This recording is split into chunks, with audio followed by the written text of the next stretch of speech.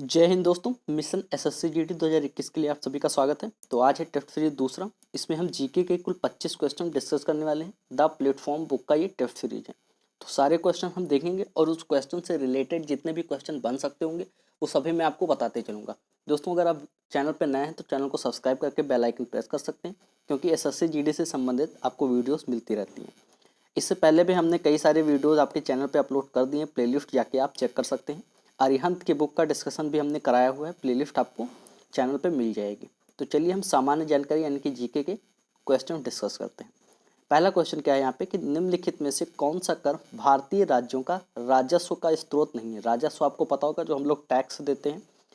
तो भारतीय राज्यों का, यहाँ पे राज्यों की बात करिए कि राज्यों का टैक्स राजस्व का स्रोत कौन सा नहीं है। तो इसका राइट आंसर क्या हो जाएगा, आप सभी लोग लास्ट में अब सभी आपको कमेंट करना है कि आप 25 में से कितने क्वेश्चन बना पाते हैं। अगर आप 15-20 के बीच में भी हैं तो आप बहुत अच्छा स्कोर कर रहे हैं, बिल्कुल घबराने की ज़रूरत नहीं है। इसमें आपका निगम कर जो कि कंपनी कर होता है, ये आपके भारतीय राज्यों का स्रोत कर नहीं है। ये राज्य नहीं वसूलता है, बल्कि ये केंद्र सरकार को जाता है। कौन जाता है? केंद्र सरकार को। इसके अलावा इसमें जो निगम कर है, निगम कर आपके प्रत्यक्ष कर में आता है। प्रत्यक्ष कर और अप्रत्यक्ष कर आप सभी को पता होगा कि दो होते हैं। तो आप निगम कर आपका एक प्रत्यक्ष कर है और ये केंद्र सरकार द्वारा लिया जाता है। चलिए याद रखेंगे, मांग मांग अनुदान कब बन जाती है? मांग अनुदान कब बन जाती है? तो मांग अनुदान तब बन जाएगी जब आपका मांग स्वीकार हो जाएगा। तो मांग स्वीकार हो जाने के बाद मांग अनुदान बन जाती है। ऑप्शन सी इसका राइट आंसर हो जाएगा। अगर हम बात करें इसका, तो इसका संविधान के अनुच्छेद 275 में उल्लेख है मांग और अनुदान का। तो इसका 275 में आपका उल्लेख है। ठीक है, मांग स्वीकार होने के बाद वो मांग क्या बन जाएगी? अनुदान बन जाएगी। चलिए याद रखेंगे, न्यायपालिका को संविधान का संरक्षण कौन बनाता है? न्यायपालिका को संविधान का संरक्षण कौन बनाता है? याद रखेंगे। तो बिल्कुल सही, न्यायिक समीक्षा जो होती है, न्यायिक समीक्षा आपके न्यायपालिका को संविधान का संरक्षण बनाता है। न्यायिक समीक्षा किसमें है? तो अनुच्छेद 137 में आपका न्यायिक समीक्षा का प्रावधान है। न्यायिक समीक्षा क्या होती है? मतलब जैसे सरकार कोई कानून बनाता है तो जो आपकी न्यायपालिका है वो उस कानून की समीक्षा कर सकती है कि आपका कानून सही है या नहीं। अगर गलत है तो वो कानून लागू नहीं होना चाहिए। दोस्तों, एक बात ये भी याद रखेंगे कि अगर आपसे क्वेश्चन पूछा जाए कि संविधान का अभिभावक या गारंट, अभिभावक किसे कहा जाता है, तो संविधान का अभिभावक कहा जाता है न्यायपालिका को, क्योंकि मतलब देख रेख वही करती है आपका न्यायपालिका।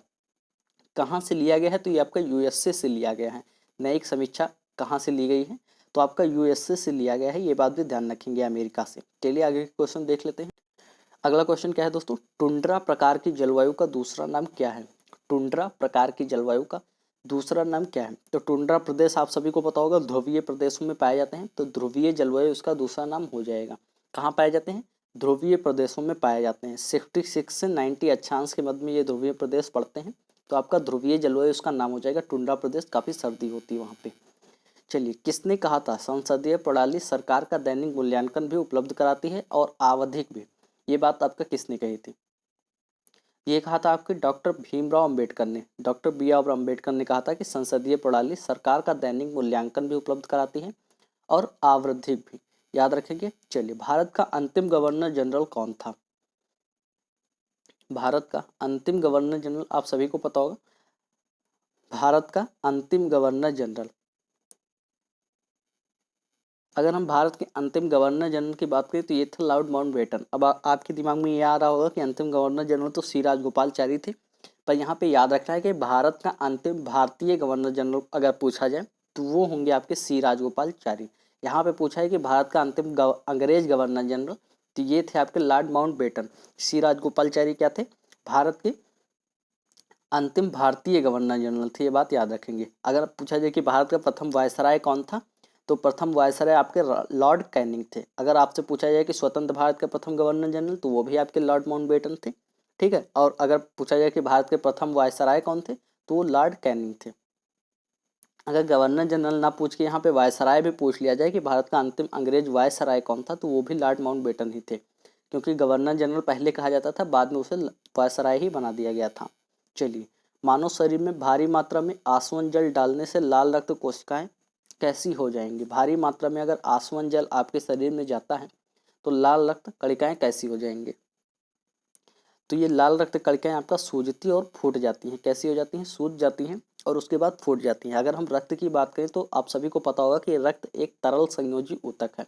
ठीक है, लाल रक्त कणिकाएं कैसी होती हैं? तो इसमें हीमोग्लोबिन पाया जाता है। जो हम हीमोग्लोबिन क्या है? तो प्रोटीन है, मतलब जो हम ऑक्सीजन लेते हैं उसका प्रवाह करता है हीमोग्लोबिन। किस में पाया जाता है? तो लाल रक्त कणिकाओं में ही पाया जाता है। एक चीज याद रखेंगे कि रक्त कैसा ऊतक है? तो तरल संयोजी ऊतक है।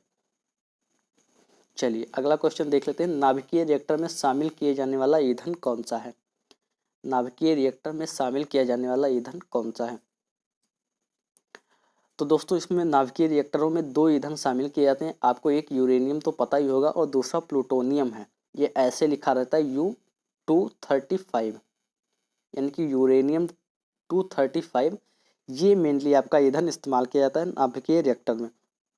कभी कभी क्या होता है कि चारों ऑप्शन में आपका यूरेनियम ही दे देगा, पर ये वाली संख्या बदल देता है। तो ये याद रखेंगे कि ये वाली संख्या कौन सी होती है? 235 होती है। ठीक है, यूरेनियम। चलिए अगला क्वेश्चन याद रखेंगे। डैश के बनने से संग्रहित रक्त भूरा हो जाता है? किसके बनने से संग्रहित रक्त भूरा हो जाता है? तो इसका राइट आंसर हो जाएगा बी, मिथोग्लोबिन के बनने से आपका संग्रहित रक्त भूरा हो जाता है। किसके बनने से? मिथोग्लोबिन के बनने से। अगला क्वेश्चन देख लेंगे। प्रकाश संश्लेषण की क्रिया में किस प्रकार का प्रकाश सबसे अधिक प्रभावशाली होता है? प्रकाश संश्लेषण की क्रिया में किस प्रकार का प्रकाश सबसे अधिक प्रभावशाली होता है? तो आप सभी को पता होगा लाल रंग का प्रकाश आपका सबसे अधिक प्रभावशाली होता है। कैसे रंग का प्रकाश? लाल रंग का प्रकाश आपका सबसे अधिक प्रभावशाली होता है। अगला क्वेश्चन है। टीकाकरण रोगों की रोकथाम में मदद करता है क्योंकि यह। टीकाकरण क्या करता है? अभी ये क्वेश्चन काफ़ी इंपॉर्टेंट है क्योंकि कोरोना काल में टीकाकरण सबसे ज़्यादा चल रहा है, तो हो सकता है ये क्वेश्चन पूछ लिया जाए। टीकाकरण रोगों की रोकथाम में मदद करता है क्योंकि यह। तो ये क्या करता है? प्रतिरोधक क्षमता पैदा करता है, शरीर में प्रतिरोधक शक्ति पैदा करता है। ठीक है, जैसे आपने पता होगा कि एंटीबॉडी कम हो जाती है तो हमको कोरोना हो जाता है, तो वैक्सीन क्या करता है? उस एंटीबॉडी को रिचार्ज करता है, यानी कि फिर से एंटीबॉडी आपका वो करता है। तो याद रखेंगे कि टीकाकरण क्या करता है? शरीर में प्रतिरोधक शक्ति पैदा करता है। चलिए अगला क्वेश्चन है। यदि आप गोलकुंडा किला को देखना चाहते हैं तो निम्नलिखित में से किस राज्य में जाना पड़ेगा? यानी कि गोलकुंडा की खानें आपके किस राज्य में स्थित है? गोलकुंडा आपको पता होगा कि हीरे की खान यहाँ पे स्थित है। हीरे के लिए काफ़ी ज़्यादा प्रसिद्ध है, हीरा। ठीक, तो गोलकुंडा की खानें किस राज्य में स्थित हैं? आप सभी को पता होना चाहिए। गोलकुंडा की खानें बिल्कुल सही, आपके आंध्र प्रदेश में स्थित है गोलकुंडा के खाने। अगर हम बात करें कि गोलकुंडा किला, मतलब गोलकुंडा किला आपका आंध्र प्रदेश में स्थित है। गोलकुंडा किला का निर्माण किसने कराया था? तो काकतीय वंश के वारंगल राजा ने करवाया था। गोल गुंबद के गोलकुंडा में ही गोल गुंबद भी है। गोलकुंडा किले का निर्माण आपका 14वीं शताब्दी में हुआ था। ये बात याद रखेंगे बस। 14वीं शताब्दी में गोलकुंडा किले का निर्माण काकतीय वंश के राजाओं ने करवाया था। आंध्र प्रदेश में ये स्थित है। Option C right answer. अगला क्वेश्चन है। भारतवर्ष का सबसे बड़ा सभा भवन श्री सट मुखानंद हॉल कहाँ स्थित है? सबसे बड़ा सभा भवन श्री सट मुखानंद हॉल कहाँ पर स्थित है? तो बिल्कुल सही, श्री सट मुखानंद हॉल भारत का सबसे बड़ा सभा भवन है जो कि मुंबई में स्थित है। इसका निर्माण कब हुआ था? तो इसका निर्माण हुआ था 1965 में। 1965 में इसका वो निर्माण हुआ था, श्री सट मुखानंद हॉल का, मुंबई में स्थित है। अगला क्वेश्चन है। किस पेशवा को नाना साहेब के नाम से भी जाना जाता है? किस पेशवा को नाना साहब के नाम से भी जाना जाता है? तो बिल्कुल सही, बालाजी बाजीराव को आपका नाना साहब के नाम से जाना जाता है। पेशवा क्रम में ये तीसरे पेशवा थे। कितने नंबर के पेशवा थे? तीसरे पेशवा थे। प्रथम पेशवा आपके बालाजी विश्वनाथ थे, है ना, और बाजीराव द्वितीय अंतिम पेशवा थे। पहले पेशवा बालाजी विश्वनाथ और अंतिम पेशवा बाजीराव द्वितीय, और तीसरे पेशवा थे आपके बालाजी बाजीराव नाना साहेब। चलिए, जर्मनी में प्रयोग की जाने वाली मुद्रा कौन सी है? चलिए, जर्मनी में प्रयोग की जाने वाली मुद्रा, तो यहाँ पे ऑप्शन सी आपका राइट हो जाएगा। जर्मनी में आपका मुद्रा प्रयोग की जाती है यूरो। अगर हम येन की बात करें तो येन आपके जापान में प्रयोग की जाने वाली मुद्रा है। यूरो की अगर हम बात करें, ये यूरो तो पूरा ही यूरोपीय संघ लगभग यूरो को ही मुद्रा को अपनाता है, तो जर्मनी भी आपका यूरोपीय संघ में पड़ता है। तो यूरोपीय संघ के सारे देश यूरो को ही अपनाते हैं। ठीक है, अगर कोई आपको पता चले कि यूरोप में पड़ रहा है कोई देश और आपको नहीं आता है कि उसकी मुद्रा क्या है, तो आप यूरो को टिक कर सकते हैं, तो हो सकता है वो सही हो जाए। अब पेसो की अगर हम बात करें तो पेसो आपके अर्जेंटीना की मुद्रा है। डॉलर तो आपको पता ही होगा अमेरिका की मुद्रा है। पेसो आपको अर्जेंटीना की मुद्रा है। चलिए, विश्व का दूसरा सबसे बड़ा महाद्वीप कौन सा है? विश्व का दूसरा सबसे बड़ा महाद्वीप कौन सा है? तो बिल्कुल सही, आपको पता होगा अफ्रीका आपका विश्व का दूसरा सबसे बड़ा महाद्वीप है। अगर पहले की बात करें तो पहले नंबर पे एशिया है। एशिया आपके क्षेत्रफल और जनसंख्या दोनों की दृष्टि में सबसे पहला है। ऑस्ट्रेलिया सबसे छोटा महाद्वीप है। ठीक है, याद रखेंगे, ऑस्ट्रेलिया सबसे छोटा है, अफ्रीका सेकंड नंबर पे है और एशिया फर्स्ट नंबर पे। तो इसका राइट आंसर हो जाएगा सी। अगला क्वेश्चन है, गांधी जी ने अखिल भारतीय खिलाफत कमेटी के अधिवेशन की अध्यक्षता कब की थी? अखिल भारतीय खिलाफत कमेटी की अध्यक्षता कब की थी? आप सभी को पता होगा कि 1919-22 के बीच में आपका खिलाफत कमेटी की मतलब खिलाफत आंदोलन चला था। तो 1900, इसमें तो सारे डेट 1919 ही दिए हुए हैं, याद रखिए। 23 नवंबर, कब? 23 नवंबर 1919 को अखिल भारतीय खिलाफत कमेटी की अधिवेशन की अध्यक्षता की थी गांधी जी ने। इनको अखिल भारतीय खिलाफत कमेटी का अध्यक्ष भी बनाया गया था। गांधी जी को खिलाफत आंदोलन 1919 से 1922 के बीच में चला था, आप सभी को पता होगा। 1919 से 1922 के बीच में। आगे के क्वेश्चन देख लेते हैं। अगला क्वेश्चन क्या है कि कौन सा अधिकार सर्वोच्च न्यायालय को प्राप्त है? कौन सा अधिकार इनमें से सर्वोच्च न्यायालय को प्राप्त है? तो इसमें से देखेंगे, अभी मैंने आपको बताया कि न्यायिक पुनरीक्षण तो प्राप्त ही है, कानूनी पुनरीक्षण और राजनीतिक पुनरीक्षण ये तीनों ही प्राप्त है। राजनीतिक पुनरीक्षण का क्या मतलब हुआ कि कहीं से सीट उठ को लेकर मतभेद हुआ कि जैसे इन्होंने गलत तरीके से चुनाव लड़के जीत हासिल की है तो उसका पुनरीक्षण भी कर सकती है। कानूनी पुनरीक्षण की मतलब जैसे कि कोई कानून बनता है तो वो कानून अगर जनता के हित में गलत है या मूल अधिकारों का उल्लंघन हो रहा है तो आपका सर्वोच्च न्यायालय उस कानून का भी पुनरीक्षण कर सकता है, यानी कि पुनः से निरीक्षण कर सकता है कि सही है या नहीं। न्यायिक पुनरीक्षण तो होता ही है। तो इनमें से सभी आपका राइट आंसर हो जाएगा। क्या हो जाएगा? इनमें से सभी। चलिए, 44 है। ये 2020 का करंट अफेयर है, अभी का नहीं देखना है आपको। 2021 के करंट अफेयर के टॉपिक वाइज वीडियोज में आपको अपलोड कर दूंगा, तो अगर आप चैनल पर बने रहते हैं तो बहुत अच्छा होगा। ये भी तब का करंट अफेयर है। निम्न में से किस क्रिकेटर को 2020 में राजीव गांधी खेल रत्न पुरस्कार दिया गया है? ये भी तभी का करंट अफेयर है, अभी इतना ज़्यादा इंपॉर्टेंट नहीं। खैर, ये रोहित शर्मा को दिया गया था 2020 में राजीव गांधी खेल रत्न पुरस्कार। ठीक है, भारत में पहली बार भारी वजन वाला टारपीडो को नवंबर 2020 में लॉन्च किया गया, इसका क्या नाम है? भारी वजन वाले टारपीडो को, देखिए ये भी उस वक्त का करंट अफेयर है, इसका नाम वरुणास्त्र था। आपका बी राइट आंसर हो जाएगा। ये अभी आपको नहीं देखना है। चलिए, 49, ये जैसे 2020 का सेट है, बहुत पहले ही आपका ये, जैसे जब एसएससी जीडी का नोटिफिकेशन आने वाला था, आप सभी को पता होगा मार्च में ही आने वाला था, तो तभी ये सेट वेट बना था। तो बहुत पहले का करंट अफेयर, तो 2020 के करंट अफेयर्स में दिए हुए हैं, तो वो भी आपको नहीं पढ़ने। करंट अफेयर के 3 से 4 क्वेश्चन आते हैं, अगर आपकी किस्मत अच्छी है तो 3 से 4 क्वेश्चन मिलेंगे। मुझे ज़्यादा नहीं मिले क्योंकि मैंने प्रीवियस ईयर देखा तो कई कई सेट में तो क्वेश्चन केवल एक या दो क्वेश्चन ही मिले हैं। अब देखो भाई, मुझे जैसे मिले हैं वैसे मैं आपको बता रहा हूँ, ये नहीं कि आप गाली देने लग जाओ कि भाई ऐसा कैसे कह रहे हो, करंट अफेयर तो मिलता ही मिलता है। तो अगर अच्छी बात है, अगर आपको मिल गया करंट अफेयर तो वैसे पढ़ के जाना चाहिए। 3 से 4 क्वेश्चन, 5 क्वेश्चन ज़्यादा से ज़्यादा, इससे ज़्यादा आपको नहीं मिलेंगे करंट अफेयर, इसीलिए मैं कह रहा हूँ।